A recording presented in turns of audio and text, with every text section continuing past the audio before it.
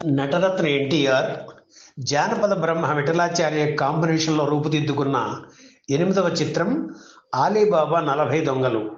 ఈ సినిమాకు ఘంటసాల సంగీత దర్శకుడు.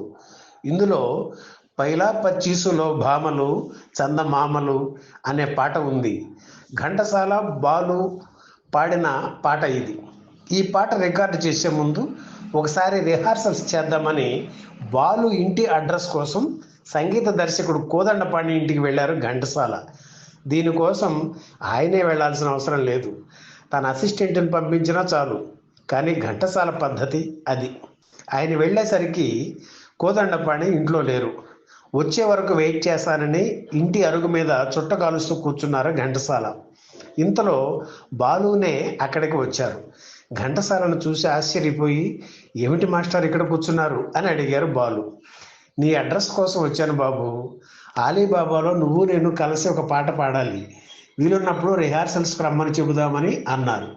దానికి మీరెందుకు మాస్టారు రావడం, అసిస్టెంట్ని పంపిస్తే సరిపోతుంది కదా అని అన్నారు బాలు. లేదు బాబు, ఇటు పనుండి పక్కకు వచ్చాను, దగ్గరే కదా అని నీ అడ్రస్ కోసం ఈయన ఇంటికి వచ్చాను అని అంత గొప్ప గాయకుడు చెబుతుంటే ఆయన గొప్పతనానికి, సింప్లిసిటీకి బాలు కళ్ళల్లో నీళ్లు తిరిగి వెంటనే పాదాలకు నమస్కరించారు.